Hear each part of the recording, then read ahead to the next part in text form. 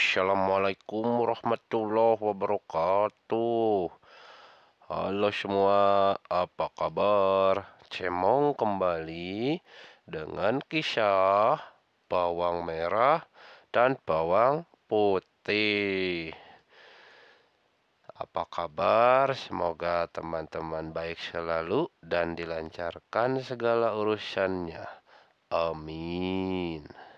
Alkisah, pada zaman dahulu kala, di sebuah desa tinggallah seorang keluarga yang terdiri dari ayah, ibu, dan seorang gadis remaja yang cantik jelita bernama Bawang Putih. Mereka adalah keluarga yang bahagia. Meski ayah Bawang Putih hanya pedagang biasa, namun mereka hidup rukun dan damai. Suatu ketika, ibu Bawang Putih meninggal dunia dikarenakan sakit keras. Bawang Putih pun sangat berduka dengan kepergian ibunya.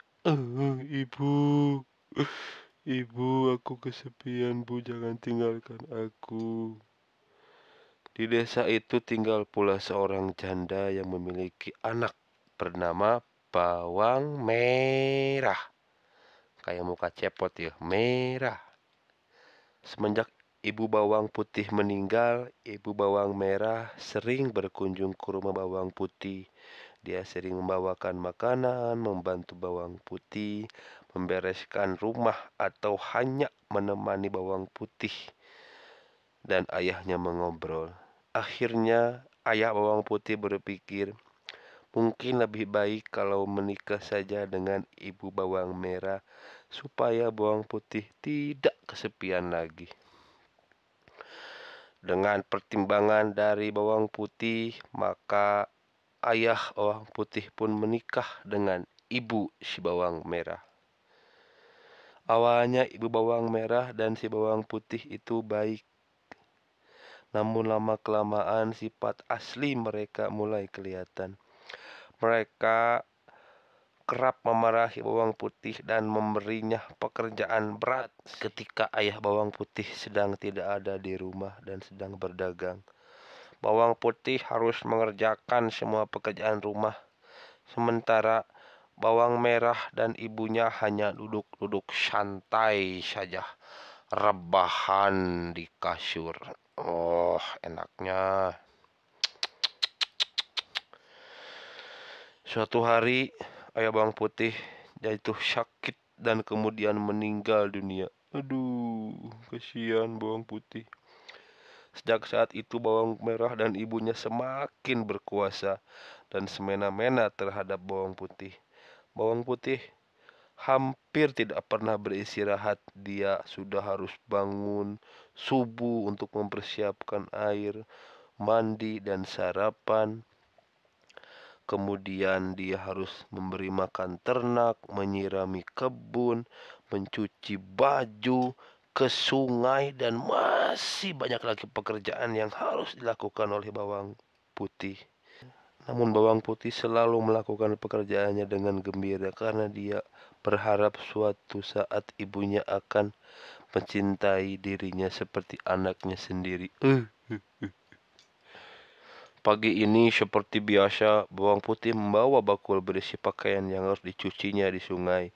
Dengan bernyanyi kecil, dia menyusuri jalan setapak menuju ke sungai.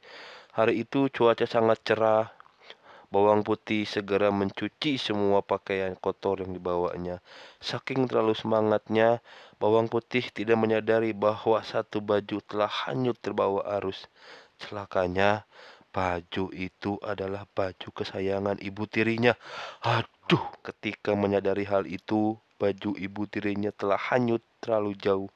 Bawang Putih langsung mencoba menyusuri sungai untuk mencarinya, namun tidak berhasil menemukannya. Dengan putus asa, dia kembali ke rumah dan menceritakan kepada ibunya. Ibunya langsung bilang, "Hei, kamu, dasar ceroboh. Aku tidak mau tahu Pokoknya kamu harus mencari baju itu sampai ketemu.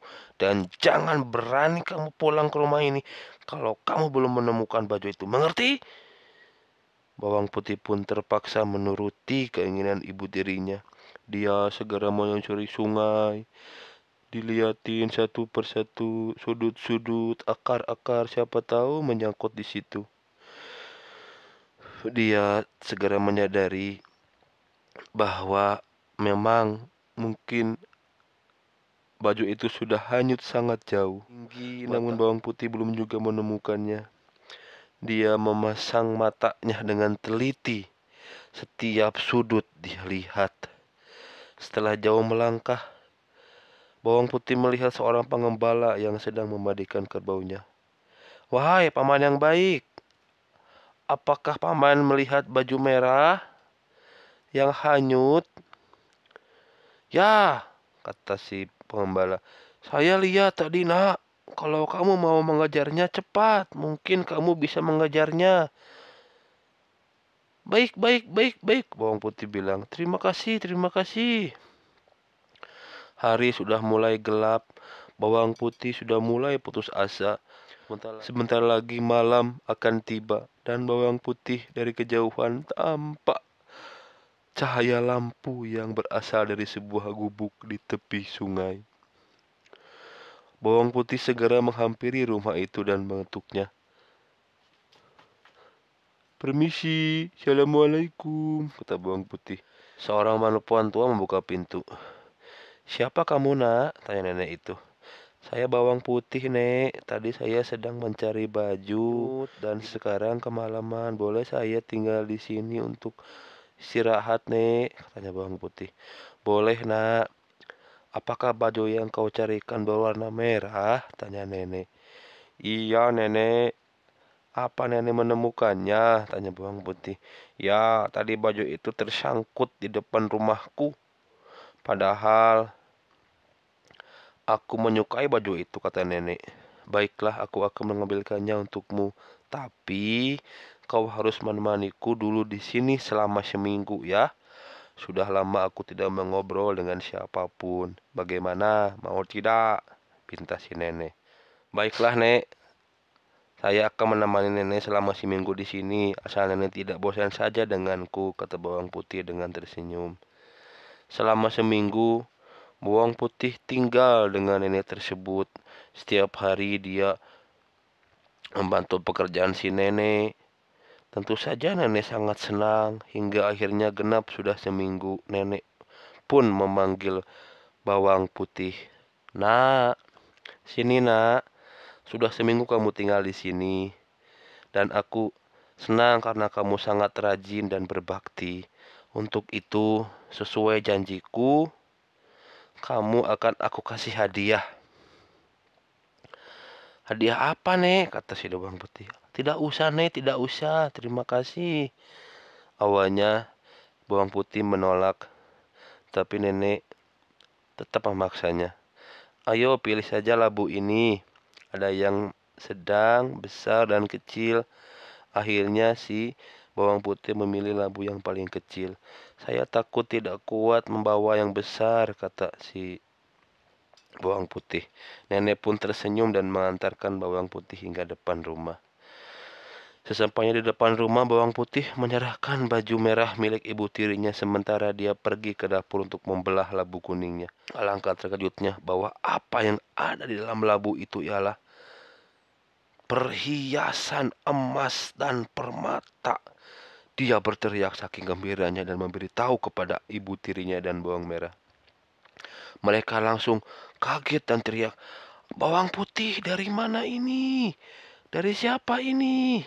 Bawang putih pun lalu dipaksa untuk menceritakan apa sebenarnya yang terjadi. Dan rencananya setelah mengetahui itu akan berencana akan mengikuti cara yang dilakukan oleh si bawang putih. Ternyata singkat cerita, akhirnya bawang merah sampai di rumah nenek tua di pinggir sungai tersebut karena dikasih tahu oleh si bawang putih. Bawang merah diminta untuk menemani sang nenek selama seminggu. Tidak seperti bawang putih yang rajin, selama seminggu itu bawang merah hanya bermalas-malasan. Kalaupun ada yang dikerjakan, maka hasilnya tidak pernah bagus, karena selalu dikerjakan dengan asal-asalan. Akhirnya setelah seminggu, nenek itu membolehkannya pergi. Bawang merah bertanya, "Loh Nek, bukannya seharusnya nenek memberiku hadiah sebagai tanda terima kasih aku sudah di sini seminggu." "Oh, kamu mau hadiah?" kata nenek. "Silakan pilih salah satu labu ini." Lalu dengan cepat, si bawang merah memilih labu yang paling besar. Dia ambil dengan semangat berlari ke rumahnya. Sampainya di rumah, bawang merah segera menemani ibunya yang dengan gembira membukakan pintu. "Selamat datang anakku tersayang, mana hadiahnya?" Karena takut bawang putih akan meminta bagian, mereka menyuruh bawang putih untuk pergi ke sungai. Lalu dengan tidak sabar mereka membelah labu tersebut. Tapi ternyata apa yang terdapat di labu tersebut bukan perhiasan, emas, permata, tetapi hewan-hewan yang berbisa, kalajengking, ular, dan lain-lain. Dan laba-laba. Dan hewan itu menyerang bawang merah dan ibunya. Tamat. Itulah pelajaran untuk orang yang serakah dan jahat. Semoga bisa menemani rekan semua menunggu berbuka puasa. Semoga berkah selalu. Subscribe. Dadah.